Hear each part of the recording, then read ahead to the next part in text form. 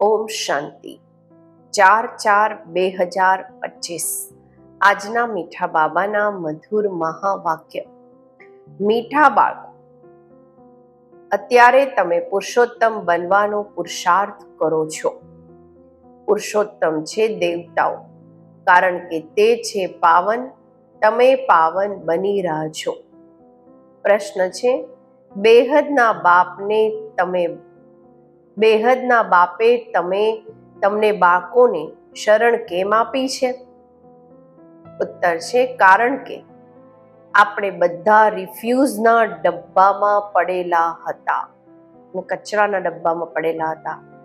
બાપે આપણને કચરાના ડબ્બાથી કાઢીને ગુલગુલ બનાવે છે. આસુરી ગુણવાળાને દેવી ગુણવાન બનાવે છે.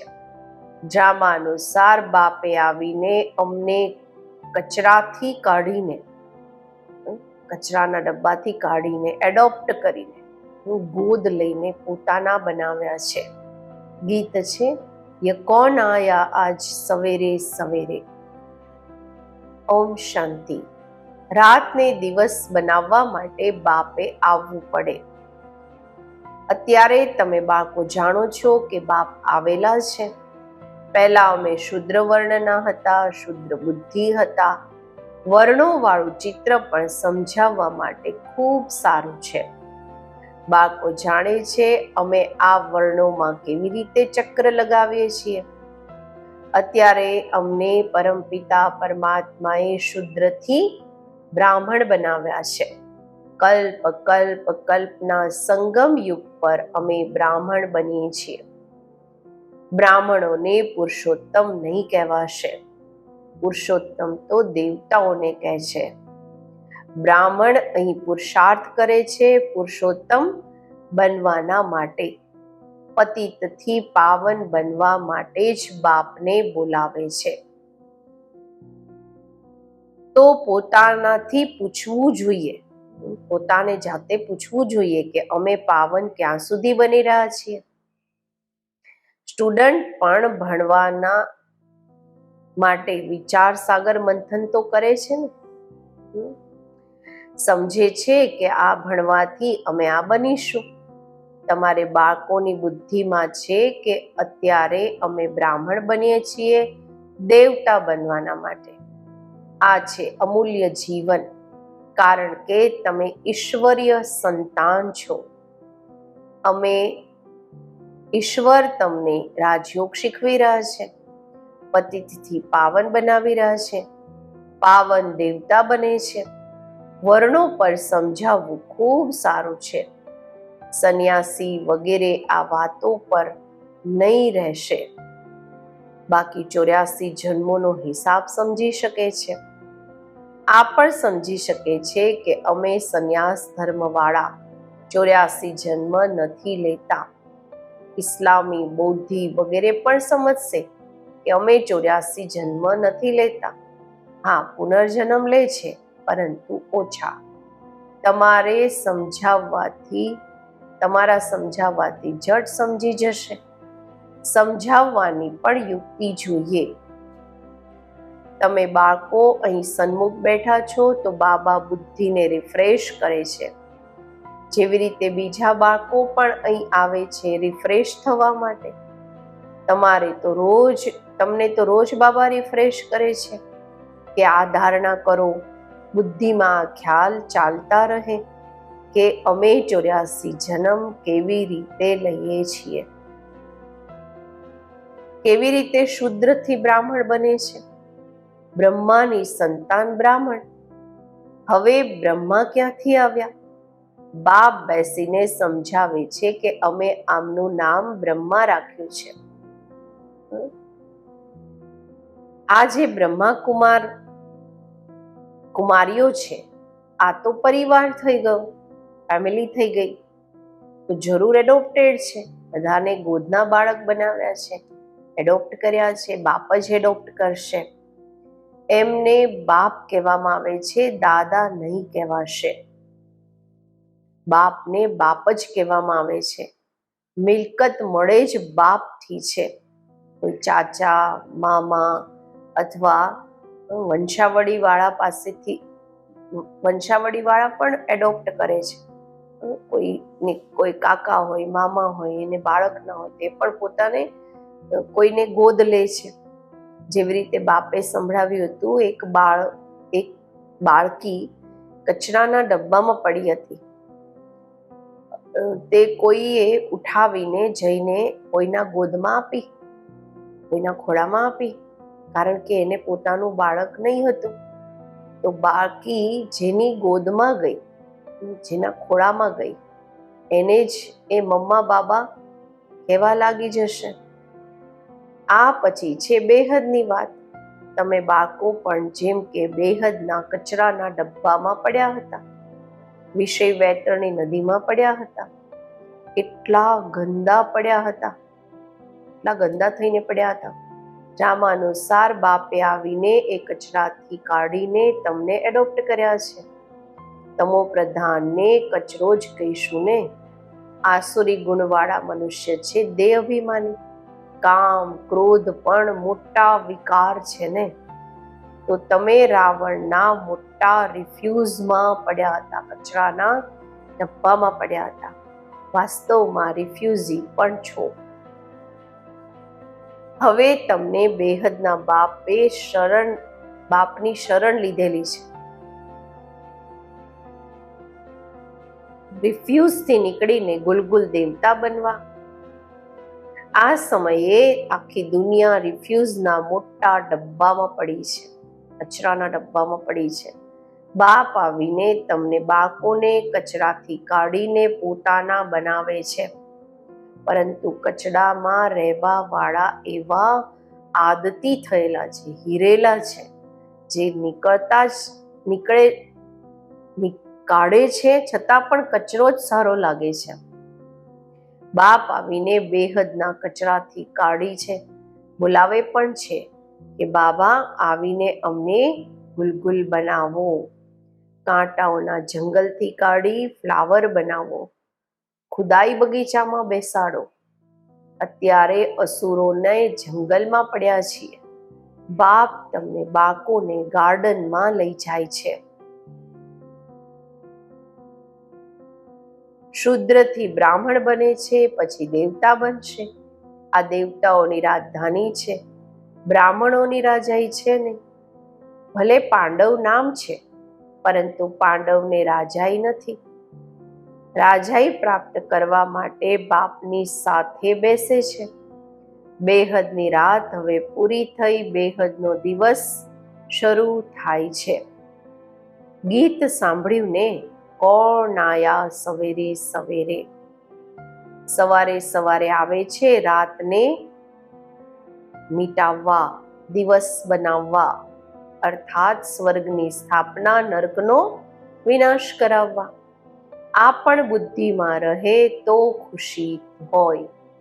જે નવી દુનિયામાં ઉચ્ચ પદ પામવા વાળા છે તે ક્યારેય પોતાના આસુરી સ્વભાવ નહીં બતાવશે. જે યજ્ઞથી આટલા ઊંચ બને છે એ યજ્ઞની ખૂબ પ્યારથી સેવા કરશે. આવા યજ્ઞમાં તો હડ્ડીઓ પણ આપી દેવી જોઈએ. પોતાને જોવાનું છે, પોતાને જોવું જોઈએ કે આ ચલનથી, આ વ્યવહારથી અમે ઊંચ પદ કેવી રીતે પામીશું. બે સમજ નાના બાળક તો નથી ને. સમજી શકો છો રાજા કેવી રીતે, પ્રજા કેવી રીતે બને છે. બાબાએ રથ પણ અનુભવી લીધો છે, જે રાજાઓ વગેરેને સારી રીતે જાણે છે. રાજાઓના દાસ દાસીઓ પણ ખૂબ સુખ, રાજાઓના તો દાસ દાસીઓને પણ ખૂબ સુખ મળે છે.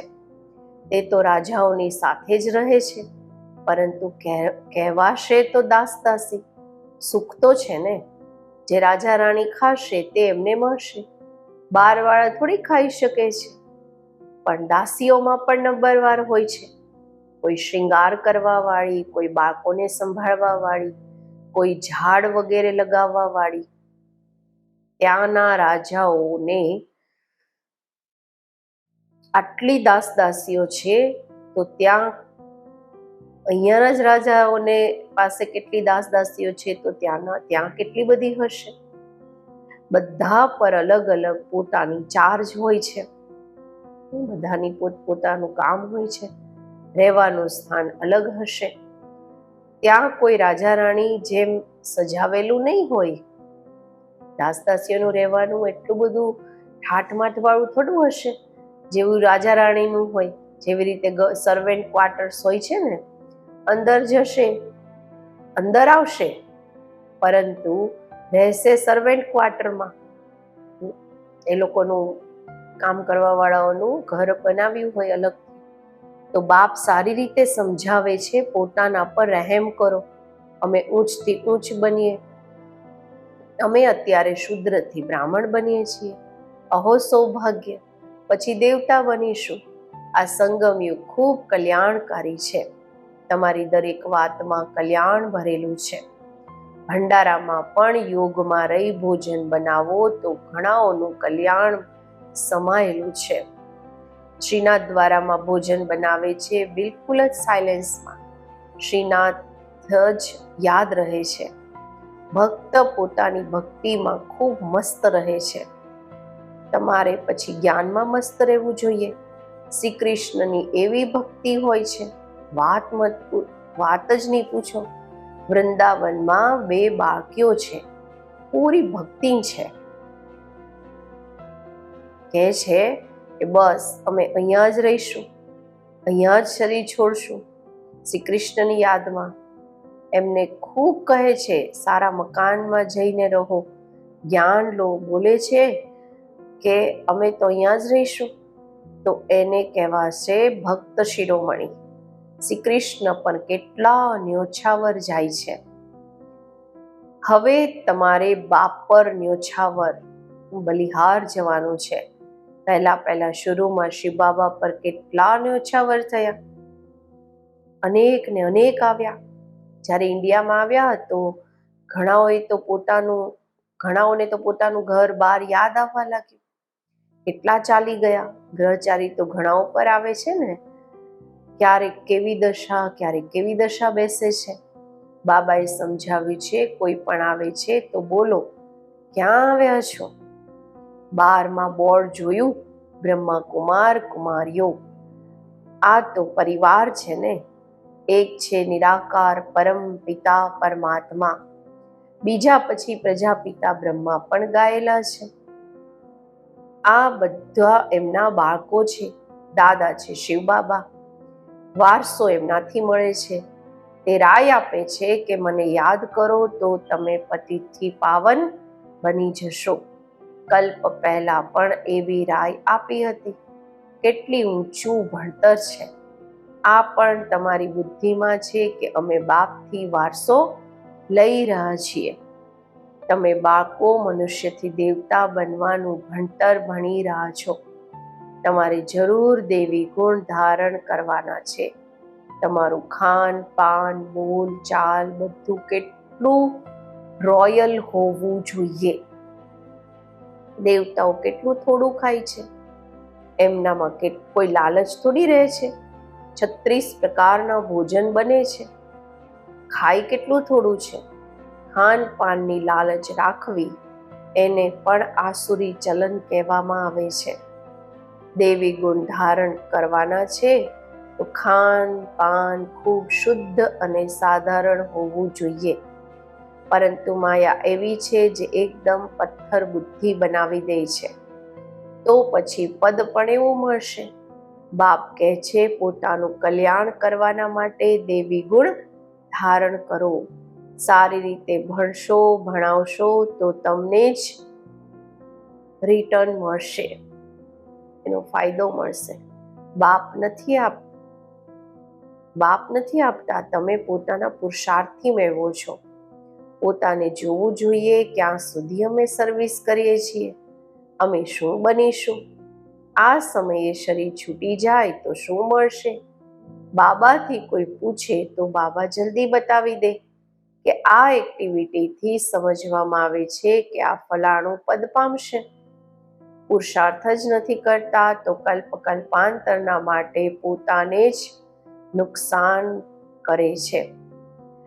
સારી સેવા કરવાવાળા જરૂર સારું પદ પામશે. અંદરથી ખબર રહે છે કે આ દાસ દાસી જઈને બનશે, બહારથી કહી નથી શકતા. સ્કૂલમાં પણ સ્ટુડન્ટ સમજે છે કે અમે સિનિયર બનીશું કે જુનિયર.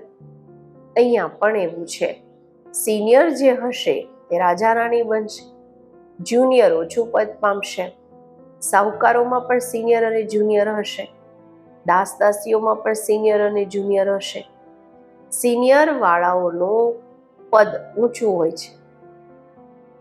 ઝાડ લગાવવા વાળી દાસીને ક્યારેય અંદર મહેલમાં આવવાનો હુકમ નથી રહેતો, એ બગીચામાં જ કામ કરશે. આ બધી વાતોને તમે બાળકો સારી રીતે સમજી શકો છો. પાછળમાં બીજા પણ સમજતા જશે. ઊંચ બનવા વાળાનું પછી રિગાર્ડ પણ રાખવાનું હોય છે. જુઓ, કુમારકા છે, તે સિનિયર છે, તો રિગાર્ડ તો રાખવું જોઈએ. બાપ બાળકોનું ધ્યાન ખેંચવે છે કે જે બાળકો મહારથી છે એમનું રિગાર્ડ રાખો. રિગાર્ડ નહીં રાખે તો પોતાના ઉપર પાપનો બોજો ચડાવે છે. આ બધી વાતો બાપ ધ્યાનમાં આપે છે. ખૂબ સમજદારી જોઈએ. નંબરવાર કોઈનું રિગાર્ડ કેવી રીતે રાખવું જોઈએ. બાબા તો દરેકને જાણે છે ને. કોઈને કહે તો ટ્રેટર બનવામાં મોડું ન કરે. બાબા કહે છે કે કોઈને જે રિગાર્ડ નથી આપતા ને બાબા એના મોઢે કહી દે તો પછી એ ટ્રેટર બની જશે. એટલે બાબા કહે છે કે બાબા દરેકને જાણે છે પણ કોઈને કહી નથી શકતા. પછી કુમારીઓ, માતાઓ વગેરે પર પણ બંધન આવી જાય છે. એ બધા સિતમ સહન કરવા પડે છે. વધારે કરીને માતાઓ જ લખે છે, બાબા અમને આ ખૂબ તંગ કરે છે, પરેશાન કરે છે, અમે શું કરીએ? અરે તમે કોઈ જાનવર થોડી છો જે જબરજસ્તી કરશે. અંદરમાં દિલ છે ત્યારે પૂછો છો કે શું કરું. આમાં તો પૂછવાની પણ વાત નથી. આત્મા પોતાનો મિત્ર છે, પોતાનો શત્રુ છે. જે ઈચ્છે તે કરે. પૂછવું એટલે કે દિલ છે. મુખ્ય વાત છે યાદની. યાદથી જ તમે પાવન બનો છો. આ લક્ષ્મી નારાયણ નંબર 1 પાવન છે ને. મમ્મા કેટલી સર્વિસ કરતી હતી. એવું તો કોઈ કહી ન શકે કે અમે મમ્માથી પણ હોશિયાર છીએ. મમ્મા જ્ઞાનમાં સૌથી તીખી હતી, તેજ હતી. યોગની કમી ઘણાઓમાં છે. યાદમાં રહી નથી શકતા. યાદ નહીં કરશે તો વિકર્મ વિનાશ કેવી રીતે થશે? કાયદો કહે છે પાછળથી યાદમાં જ શરીર છોડવાનું છે. શિવ બાબાની યાદમાં જ પ્રાણ તનથી નીકળે. એક બાપના સિવાય બીજું કોઈ યાદ ન આવે. ક્યાંય પણ આ શક્તિ ન હોય. આ પ્રેક્ટિસ કરવાની હોય છે. અમે અશરીરી આવ્યા હતા, પછી અશરીરી થઈને જવાનું છે. બાળકોને વારંવાર સમજાવતા રહે છે, ખૂબ મીઠા બનવાનું છે. દૈવી ગુણ પણ હોવા જોઈએ. દેહ અભિમાનનું ભૂત હોય છે ને. પોતાના પર ખૂબ ધ્યાન રાખવાનું છે. ખૂબ પ્યારથી ચાલવાનું છે. બાપને યાદ કરો અને ચક્રને યાદ કરો. ચક્રનું રાજ કોઈને સમજાવ્યું તો પણ વંડર ખાશે. 84 જન્મોનું જ કોઈને યાદ નથી રહેતું તો 84 લાખ પછી કેવી રીતે કોઈ યાદ કરી શકે? વિચારમાં પણ ન આવી શકે. આ ચક્રને પણ બુદ્ધિમાં યાદ રાખો તો પણ અહો સૌભાગ્ય. હવે આ નાટક પૂરું થાય છે. જૂની દુનિયાથી વૈરાગ હોવો જોઈએ. બુદ્ધિયોગ શાંતિધામ સુખધામમાં રહે. ગીતમાં પણ છે મનમના ભવ. કોઈ પણ ગીતા પાઠી મનમના ભવનો અર્થ નથી જાણતા. તમે બાળકો જાણો છો ભગવાનનું વાચ. દેહના બધા સંબંધ છોડી પોતાને આત્મા સમજો. કોણે કહ્યું? સ્વયં બાપે કહ્યું. કોઈ પછી કહે છે અમે તો શાસ્ત્રોને જ માનીએ છીએ. ભલે ભગવાન આવ્યા તો પણ નહીં માનશે. બરોબર શાસ્ત્ર ભણતા રહે છે, વાંચતા રહે છે.